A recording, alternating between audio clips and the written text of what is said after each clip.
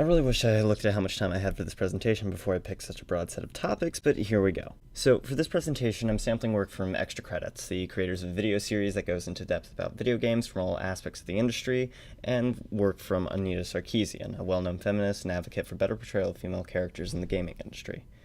Now, gaming has had a rather, should we say, colorful history with the portrayal of sex, gender, and sexuality. In the 70s, Atari released the Gotcha, an arcade system with pink domes instead of joysticks, which was meant to represent breasts, while joysticks were considered more phallic. Then, in 1982, Custard's Revenge was released, a game in which you played a naked General Custard that had to dodge oncoming arrows and was rewarded with being able to rape a Native American woman at the end, and points for doing so, because of course.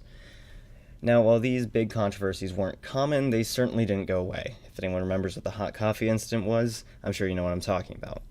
Now, before I get into anything, here's a rundown of the types of diversity commonly discussed in games. There are basically three types of diversity available in games: diversity of gender, diversity of sexuality, and diversity of ethnicity.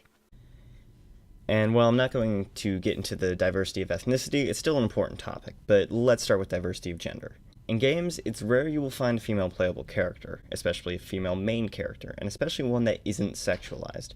I'm sure for those of you who have played any RPGs, you'll know the strange progression where the higher level male armor is bigger and bulkier than the last, while the higher level female armor somehow seems to get more and more revealing.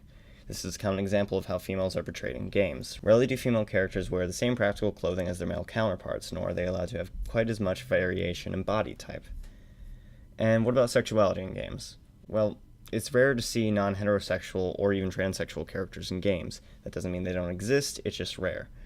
In Persona 4, a game about a group of high school students who go into people's minds and fight their inner demons, there stands a great example in a character named Kanji Tatsumi.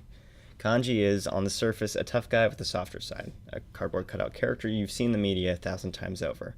But where it gets interesting is when you go into his head and see his personal struggle. In Kanji's own eyes, he is his own man. No one will ever tell him how to behave or what to do, and yet he hides part of himself. Kanji grew up in a society where being homosexual is considered unmanly and weak, so he fights against his sexuality. And this conflict is what makes him a fully realized character because he knows who he is, but society has reinforced the idea that he cannot be manly and homosexual at the same time. Eventually he comes to grips with himself and shows the world who he really is. The important part here is that sexuality is part of Kanji's character rather than his character. So often characters in games are defined only by them being female or African American or homosexual. And what about sex? How is that represented in games? Well, poorly.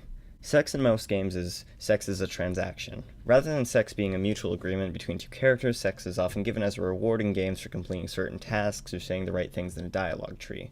Games rarely tackle intimacy or love. Instead, everything is an experience bar leading up to a reward for the player. So far as I can see, there aren't any good portrayals of sex, nor intimacy in games. The gaming industry still has a long way to go, but they're making steps in the right direction. But why does any of this matter? Well, I'll leave you with this quote from James Portnow, the lead writer for Extra Credits. How can you have an art that denies sexuality? We'd lose everything from American Beauty to The Graduate, from Elvis to Nirvana, from Picasso to Degas. The key is to recognize that exploring sexuality is a small but essential part of our development as an art form.